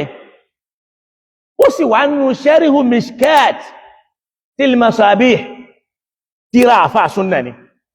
ayé ò gbà mí ń bá máa sọ péjì kí máa sọ gbogbo ẹ̀ ìwọ náà wá bí rẹ̀ léèrè pé kí ló dé tí Abubakar àti Umar àtàwọn tí wọ́n fẹ́ràn wọn tí wọ́n yapa Ànábì Muhammad níjọ́ tó ní kí wọ́n mú nǹkan wá kó ń fẹ́ kọ́ tí Umar ní kò mọ́ tí ń sọ mọ́ kó má kọ́ tó sì di wàhálà tán pariwo tá Ànábì bínú sí wọn fóhun ò fẹ́ rẹ́ nìkankan tí yíò bá tí ọ̀wá mẹ́ èmi lè mí ó máa sọ̀rọ̀ tẹ́nìkan ó máa sọ mí wọ́n tẹ̀ fi fún Umaru ní fọ́lù kí ló dé tí Umaru rí dípò Ànábì ń jọ náà táwọn bá kàrí wà mẹ́ tí ó sọ gangan kí wá ló dé tí Ibn Abbas yarí ń jọ náà pé ẹ fún níwèé tí wọ́n sì jẹ́ ká Ànábì ó kọ̀ nǹkan tó ní láńtẹ̀dílù báàdì pé tí ń bá kọ́ ẹ ní ṣìṣe òkè ṣáwà mùsùlùmí ò wá ṣìṣe lónìí nígbà tá Ànábì ó kọ̀ nǹkan náà lẹ̀ ṣe báyìí nǹkan yẹn tí wọ́n jó kọ́ yẹn ló dá fìtínà lẹ́dọ̀ ní tọ́rọ̀ wa ò jọra yìí ní ìjọ ẹyọ ọ̀kan tó já sí pé la ilaha illallah ló dà wá pọ̀ Muhammad Rasulullah dà wá pọ̀ ìbá àwọn Ṣíà kó sọ yí pé Aliyu waliyullah waliyu Ọlọ́run náà sí ní torá Nábì náà pé ní waliyu torí ó ní anta waliyu kulli mu'minin min ba'di ìwọ ni wàá jẹ́ aláṣẹ gbogbo mi lẹ́yìn ni làwọn fi máa ń sọ pé Aliyu waliyullah Muhammadu Rasulullah kò ṣe ń jì lọ́dọ̀ wọn ìrun kíkí ó dà wá pọ̀ kákọjú sí kíblà ó dà wá pọ̀ kájọ yan zaka ó dà wá pọ̀ kájọ lọ hajj ó dà wá pọ̀ kádẹ̀gbà Ramadan ó dà wá pọ̀ kí ló dé tá wá ń bára wá jà tọ́lọ̀ ń dẹ̀ ń sọ fún wa yí pé fala tafshalu ẹ gbọ́dọ̀ pínra yín lọ́tọ̀ọ̀tọ̀ wa tadhhaba rihukum kó mọ̀ wá di pé ẹ̀ẹ́dọ̀lẹ́ ní lágbára mọ́ tó bá wá ń pa Ṣíà lónìí inú súnú ọmọ dùn dé pé gbogbo olú mùsùlùmí láyé t'Amẹ́ríkà ń fìyà jẹ wọ́n Ṣíà ló mọ̀ rí tí ó mọ̀ kún wọn lẹ́yìn ẹ wo bí wọ́n ṣe ń pa Palestine ní Kudus táwọn àfá Islam jìyà lé lórí ní fake Israel ló ń ṣe ṣìbáṣìbò lónìí ní Israeli tí wọ́n create ní 1947 torí kò sílùú tí ń jẹ́ Israel tribe ní ló wà tó ń jẹ́ bẹ́ẹ̀ bí ká sọ pé ìran Jẹ̀bú tribe ní wọ́n àìmọye ìlú tí wà bá Jẹ̀bú mẹ́ ó sì lè mọ́ jẹ́lú wọn gangan wọ́n wá kìrìtì ẹ̀ bẹ́ẹ̀ ẹ wo bí àwọn onísúnnà bí wọ́n ṣe ń ṣe ẹ̀mí mùsùlùmí lófò nítorí politics tí wọ́n dálẹ̀ ìjọ náà lọ́hùn tàdẹ̀ ń lérò pé tá a bá dọ́dọ̀ Ọlọ́run á bọ́ Ọlọ́run dáadáa látara pé wọ́n program làákàyè wa wọ́n dẹ̀ kéèjì wa débi pé àwọn tíra kan àgbọ́dọ̀ ká kí ló burú kéèyàn ka tíra Ṣíà kó ka tíra Sunna bí yẹn ṣe lọ́nu wọ́n lẹ́ni tí ó bá ràn wọ́n lọ́wọ́ lórí àbòsí wọn fa ulaika minni àwọn tí wọ́n wà pẹ̀lú mi nù ni wa ana minhum èmi náà wà pẹ̀lú wọn wa sayarduna alayya haudi àwọn ìyẹn ni ó débi tí ń bá wà lálìjánnà mo wá ládìsí mo ka àwọn tí wọ́n gbà wá ó wà nù Musnad al-Imam Ahmad ó wà nù al-Mustadrak ala Sahihayn ti Imam al-Hakim an-Naysaburi ó wà nù Sunan Tirmidhi ó wà nù Sunan Nasa'i ó wà nù Sharihu Mishkatil Masabi ìbẹ̀mẹ̀ wá bí rẹ̀ lérè kí ló dé tí Umaru àti Ali àti Abubakar pẹ̀lú àwọn sàhábà kan tí wọ́n yẹpẹrẹ Ànábì lójú ayé Ànábì tí wọ́n ní wọn gbọ́dọ̀ fún ní báírò àti ìwé kọ́kọ́ gan torí pé kò mọ̀ tí ń ṣe mọ́ ṣé lóòótọ́ l'Ànábì ò mọ̀ tí ń ṣe mọ́ ṣé wọ́n yapa Ànábì ńbẹ̀ yẹn ṣé wọ́n tẹ̀lé Ànábì ńbẹ̀ kí wá ló dé tá Ànábì sọ wípé annahu la yanbaghi an hadhhaba kò lẹ́tọ̀ọ́ tí ń bá lọ tán o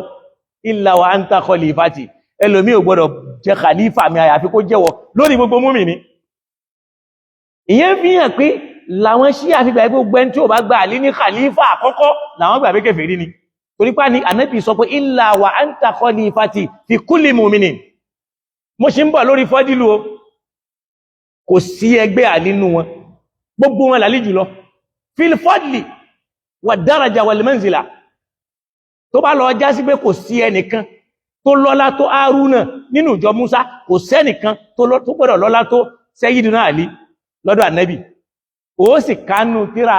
Ahmadu náà yí pé wọ́n lè fi ẹnìkan wé Àlí nínú sàhábà ọ̀rọ̀ ń bọ̀ mẹ́ ìyẹn nìyẹn ibi ìlàdù ó sí lónìí kọ́lọ̀n kó sí jú ànúwò wa táàmà padà tẹ̀síwájú mọ́ṣe lé ìláwí mọ́ mọ́ṣe lásọ mọ́ kó jẹ́ ká mọ òtítọ́ gẹ́gẹ́ bí ọ̀rọ̀ Ànábì Muhammad ẹgbẹ́ ní ìsìn mi ò pẹ́ pé kó wá jọyìn Ṣíà torí mi fúnra mi èé ṣe Ṣíà mi ò pẹ́ kó wá jọyìn Sunna torí mi fúnra mi èé ṣe Sunna mùsùlùmí ni mí ana muslimun amantu billahi rabban wa bil islami dinan wa bi muhammadin nabiyyan wa rasulan gbogbo politics tó kún yẹn ò kàn mí tọ́lọ́ ní la tamutunna illa wa antum muslimun Ànábì èé ṣe Ṣíà kò dẹ̀ sí láì fi kéèyàn jẹ́ Ṣíà èyí tó pàtàkì ní pé kó nígbàgbọ́ bọ́lọ́run ṣe ní kó gbọ́ Ọlọ́run gbọ́ kò dẹ̀ sí láì fi kó jẹ́ súnnà àmọ́ báwo lọ́lọ́run ti fẹ́ kó rí yàtọ̀ sí politics táwọn àfáà súnnà gbé síbẹ̀ yàtọ̀ sí politics táwọn àfáà ṣíà náà kó síbẹ̀ ìyẹn ló gbọ́dọ̀ ṣọ́ra fún ìyẹn náà ni Mudeerul Markaz ń wí má kórìíra ṣíà má kórìíra súnnà torí pé Ọlọ́run bá sọ fún wa pé la yaskharu qawmun min qawmin asa an yakunu khayran minhum wala nisahum min nisahin asa an yakunna khayran minhunna ìjọ kan ò gbọ́dọ̀ kórìíra àjọ kan ó sì gbọ́dọ̀ fojú yẹpẹrẹ torí ó ṣeéṣe kó jásí pé ṣíà tí Sunni yẹpẹrẹ ni ó lóore lọ́dọ̀ Ọlọ́run jù lọ ó dẹ̀ ṣeéṣe kó jẹ́ pé súnnà tí ṣíà ń fojú yẹpẹrẹ mú yẹn ó lóore jòun náà lọ́dọ̀ Ọlọ́run Ànábì náà wá jẹ́rìí sí ó ní bí asbi múrí mina sharrin ó tó ká mọ̀ pé eléyìí ẹni bí ní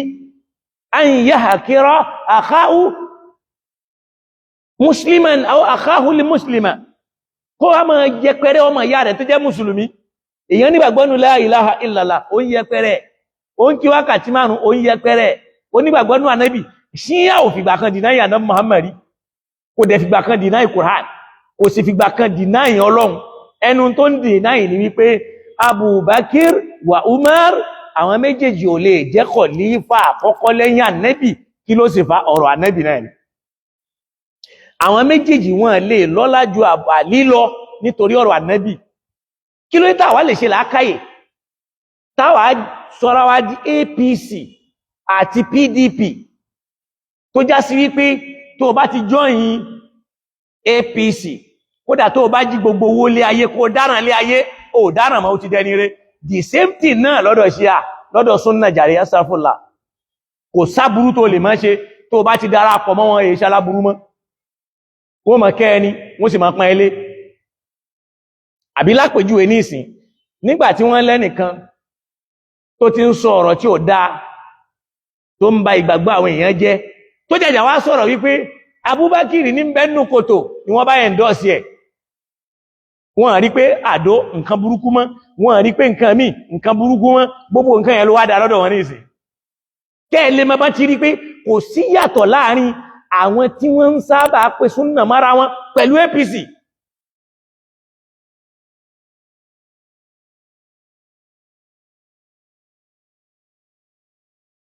mo rí ìhùn dájú lọ́dọ̀ wáyé ṣíyá ọ̀pọ̀ àwọn súnnà yìí náà ló sì polówó ṣíyá kí ló fà tẹ́ fi polówó wọn náà ni pé ẹ máa ń sábà parọ́ mọ́ ṣíyá tẹ́nìkan bá sọ̀rọ̀ kan wọ́n á ní ọ̀rọ̀ yẹn ìrònú àwọn ṣíyá ni ibẹ̀ ni wọ́n ti ń kà ìyíwù ló ń bí kí àfá àtọ́lẹ́ Mustapha àtọ́lọ́láhù umarahu bil afiya wa sakina lòun fi ń jáde láti máa dìbọ́ǹkì pé ìrọ́lẹ̀ ń pa mọ́ ṣíyá ṣáṣírí yóò wá túbá ní ìsìn àti portfolio doctor tó jẹ́ pé Sheikh Adamu lọ́tà rẹ̀ Mudeerul lọ́tà rẹ̀ Markaz lọ́tà ẹ̀ tí ó wọ́n fónú pópópópó pé ìmọ̀ wà lọ́dọ̀ àwọn al-adabu fawqa al-ilmi ẹwọ bó ṣe ń yà rẹ̀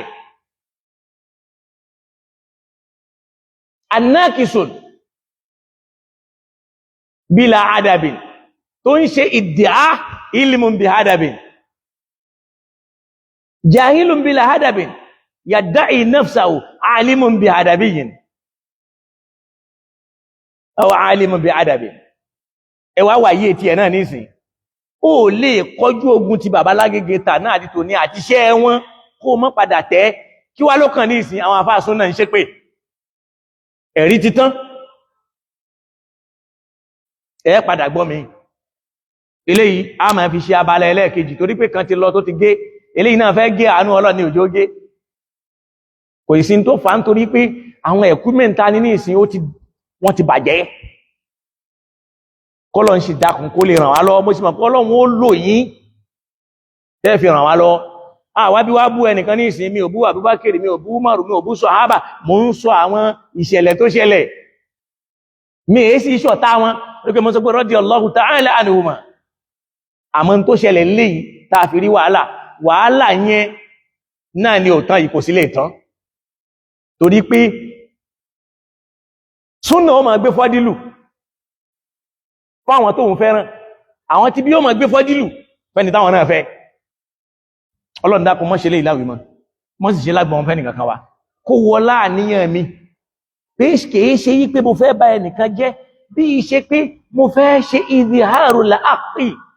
kó ti tọ́ fẹsẹ̀ rinlẹ̀. Ọlọ́run sì rí mi ó rá níyàn mi ò níbì kan tí wọ́n ti ń sanwó kan fún mi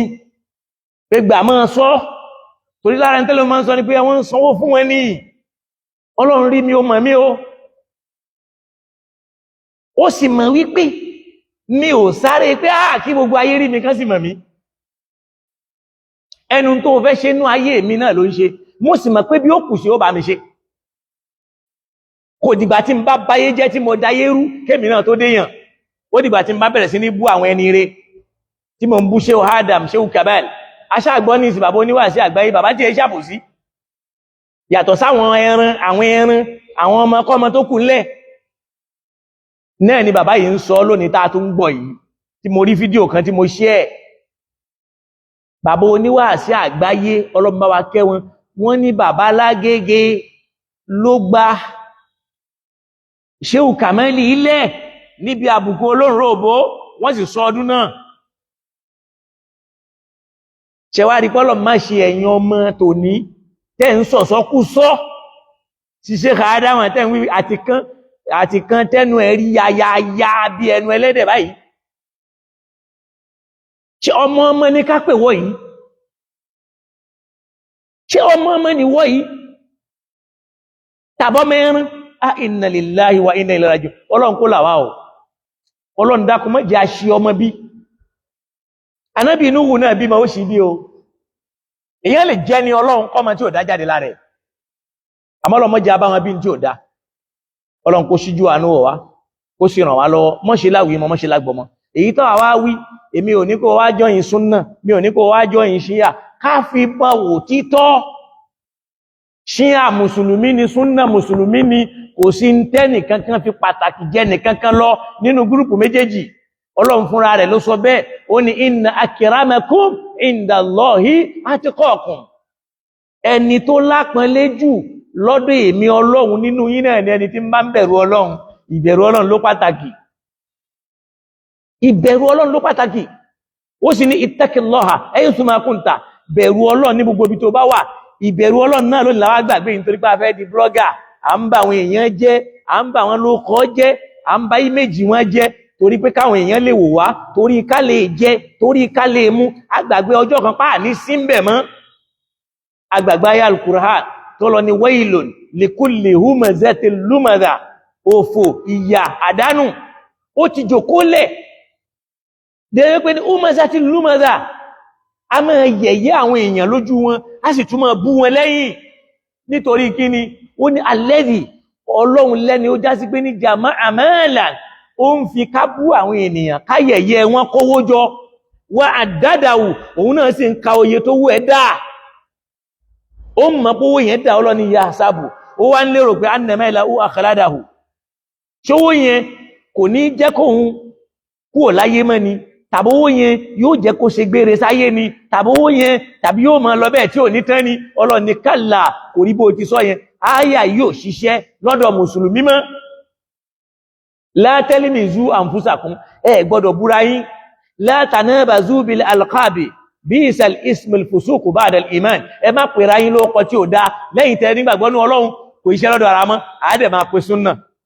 Ọlọ́run ní ya ayyuhal ladhina amanu ittaqullaha wa qulu qawlan sadida òṣìṣẹ́ lára mọ́ ẹ máa sọ̀rọ̀ rẹ̀ yuslih lakum a'malakum wa yaghfir lakum dhunubakum wa man yuti'i Allaha wa rasulahu faqad faza fawzan adhiman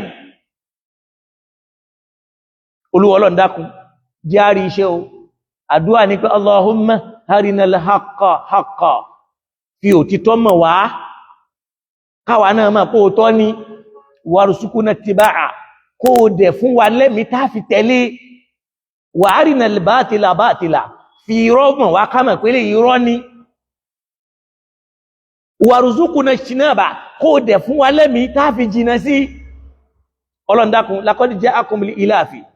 fún Mudeerul Markaz àti gbogbo àwọn tí wọ́n rí bí wọn Ọlọ́run fún wọn lẹ́mí gbọ́ta láfíà laqad ja'akum rasulun min anfusikum azizun alayhi ma anittum حريص عليكم بالمؤمنين رؤوف رحيم فإن تولوا فقل حسبي الله لا إله إلا هو عليه توكلت وهو رب العرش العظيم بسم الله الرحمن الرحيم لإلاف قريش إلافهم رحلة الشتاء والصيف فليعبدوا رب هذا البيت الذي أطعمهم من جوع وآمنهم من خوف ولا حول ولا قوة إلا بالله. ẹ̀rí pọ́nà àbúbákì tán sọ lọ́nà ó wà nínú kòtò kò sí nínú kòtò gbogbo àwọn tí wọ́n sọ wípé mo wá ráwọn kan tí wọ́n ń gbé ìkan nínú wá sí àwọn àfáà kan nínú àwọn kìrìjì Markazi tán ti lọ ilẹ̀ Lárúbáwá tó náà sọ pé Abubakar ní bẹ́ẹ̀ tí ó sì sẹ́rí kan àfáà yẹn náà gbà yí pé àdísù Bukhari yẹn o àdísù kan náà ní méjèèjì wọ́n wá ní bẹ́yà kí sọ pé bẹ́yà kí ò rẹ́rí mú wá ó ní làhálà ó ní yàtàmìlù mo ti ṣàlàyé gbogbo ẹ̀ ó ṣeéṣe ìrònú ni ká sọ wípé nígbà tábùbákàrí dé Mẹ̀dínà pẹ̀lú Ànábì bóyá ó sì ń kírun fún wọn ni làálà ni wọn ní yẹ̀kínú mọ́ ara wọn ọmọ Markaz gẹ́nà táwọn náà wá ń gbé táwọn wo babalóyè ọlọ́njẹ́ ó dá fún wọn àwọn sòótọ́ ọ̀rọ̀ wọ́n ní lọ́dọ̀ àwọn o Abubakari ní bẹ́ẹ̀ àmọ́ gbogbo àwọn tí wọ́n ń jáde tí wọ́n ń sọ̀rọ̀ yìí wọ́n rẹ́rìí mú wá àwọn tí wọ́n ní kò sí ń bẹ̀ ẹ̀rí wọn fẹsẹ̀ rinlẹ̀ léyìí tó ń fi hàn sí pé àwọn náà dúró lórí pé mà bẹ́yìn náà wà bẹ́yìn àpé ń bi ọ̀rọ̀ yìí ń lọ yìí àwọn olóòótọ́ nù kìí ṣẹni tí ó mọ̀ fi mọ́ ṣàbòsí àbòsí náà ń bẹ lára nú àwọn tí wọ́n ń pera wọn ní Markazi yúùl Mudeerul ò ní sọ ọ̀rọ̀ kan kọ́rọ̀ yẹn kó yá pàtó Ọlọ́run tànẹ́bì kí n wá tẹ̀lé wọn o bí mo ti fẹ́ràn wọn tó léyìí tó sì dájú pé Mudeerul ò ní sọ tó yá pàtó Ọlọ́run tànẹ́bì subhana rabbika rabbil izzati amma yasifuna wa salamun ala al mursalin walhamdulillahi gbogbo àwọn àgbàlagbà aṣàdúà fún yín ọlọ́mọ wa pẹ̀lú yín gbogbo ẹ̀yin tẹ́ ọlọ́mọ aṣàdúà fún yín gbogbo ẹ̀yin alákùnlọ́wọ́ ọlọ́mọ wa ṣàánú yín bá wa ṣe dáadáa fún kó bá gbé yín ga mọ́rẹ̀ nìkankan lẹ́nu yín Islam ọlọ́mọdé tọwọ́ wa bàjẹ́ ó ti ń pọ̀ bó ti ń pọ̀ wá náà nù ní báwo la ṣe fẹ́ máa tún ṣe òótọ́ wà ń bẹ́ẹ̀ káṣọ òótọ́ ń bẹ́ẹ̀ káyọ àbòsí kúrò ń bẹ́ẹ̀ káyọ ẹ̀gàn kúrò ń bẹ́ẹ̀. aburú tó ṣẹlẹ̀ lánàá náà ni pé Ọlọ́run gbé Àlí ga àwọn sàhábà kan ṣàbòsí ẹ̀ òun náà ló yìí ń ṣẹlẹ̀ dòní nílẹ̀ Yorùbá tiwa yìí náà pé ipò tọ́lọ́run fi Sheikh Ádámà sí àwọn èèyàn náà fẹ́ ṣàbòsí ẹ̀. Olúwa Ọlọ́run dákun ṣàánú wa o gbogbo ẹ̀yin bàbá mi mo ṣàdúrà fún torí pásìkò ti lọ kíní yìí kò sí láyọ̀lé ó lè já wa nítàn mọ́ lẹ́ni time àti ẹ̀dúpẹ́ fọlọ́npọ́lọ́ ní kó gbé wá díẹ̀ gbogbo ẹ̀yin olùrànlọ́wọ́ bá ṣàdúrà fún yín bàbá Dégbìtẹ́ bàbá mi Bọ́lágọdé ọ̀rọ̀ yìí ò ní dàrú kódà mi ò sọ fún wọn pé àwọn ń tà ń lò ti bàjẹ́ wallahi tó bá yẹ pé wọ́n gbọ́ wọn ó ti sọ fún mi pé ó yá má wọ́rì gbà lọ ṣe báyìí báyìí mi ò bá wọn sọ àwọn torí pé ó pẹ̀lú tí ò jẹ́ kí n lè ṣe prógráàmù lórí ẹ̀ mọ́ torí pé kò sí tí mo lè fi ṣe eléyìí bí ìgbà tá a kẹ́ nǹkan ni nígbà tí wọ́n á pè mí ń jẹta pé mi ò tí ì sọ̀rọ̀ lórí ọ̀rọ̀ tí ń lọ́lẹ̀ yìí mi ò wá lè sọ fún wọn pé tọ́ àìsọ́ mi àwọn nǹkan báyìí ni wọ́n bí gbogbo ọ̀nà tí màá fi gbìyànjú kí n sọ̀rọ̀ lórí ẹ̀ ọ̀rọ̀ sì ń bọ̀ lórí ẹ̀ dákun a máa ní ìdí ìkúnlọ́wọ́ yín àní ìkúnlọ́wọ́ yẹn pọ̀ àlá ìkúnlọ́wọ́ tó pọ̀ ni ìkúnlọ́wọ́ tó pọ̀ ni kọ́lọ́run ṣe bá aṣàánú yín kó bá aṣòre fún yín in tó bá ń wọ́n ni kó wí àfẹ́ lápò yẹ àsì béèrè tó rárá wọn tí wọ́n ń sanwó fún nílẹ̀ Lárúbáwá kan máa parọ́ fáyé táwa náà bá wá gbowó tá a bá béèrè kan kún wa lọ́wọ́ ká lè fi sọ òótọ́ aburú wo ní bẹ́ẹ̀ ọlọ́mọ wí láwìí mọ́ mọ́ sí láwìí mọ́ fún wa gbogbo yín àdúrà tí mo ń ṣe yẹn náà mo ń ṣe ọlọ́mọ wa ṣàánú yín subhanaka allahumma wa bihamdika nashhadu an la ilaha illa anta nastaghfiruka wa natubu ilayk اللهم إنا نسألك موجبات رحمتك وعزائم مغفرتك والسلامة من كل إثم والغنيمة من كل بر لا تدع لنا ذنبا إلا غفرته ولا هما إلا فرجته ولا دينا إلا قضيته ولا حاجة من أوجنا والآخرة إلا قضيتها يا أرحم الراحمين ولا حول ولا قوة إلا بالله أفوى محمد جامع لبيك دي كرايس أدقوا ولما موجتو mọ yẹ̀yẹ́ rẹ̀ mọ yẹpẹrẹ gbogbo àwọn tí ń lépa rẹ̀ ọlọ́mọ jọ rí mú ọlọ́mọ adójútì wọn kọlọ́n sì fi jẹ́rí wọn kó fọwọ́ náà jẹ́rí ọ̀tá la ilaha illallah Islam ọlọ́run jẹ́ ó borí inú ọkàn wa jẹ́ ó borí inú ẹ̀mí wa ọlọ́run jẹ́ ó yẹ wa ọlọ́run jẹ́ ó gbé wa ọlọ́run jẹ́ ó pé wa má wá já pòfo má já mọ́fo má já rọ̀fo má sì já gúnlẹ̀ sí òkúté òfo bí akila hawla wala quwwata illa billah subhana rabbika rabbil izzati amma yasifun wa salamun ala al mursalina walhamdulillahi rabbil alamin. Wassalamu alaikum wa rahmatullahi wa ila liqa.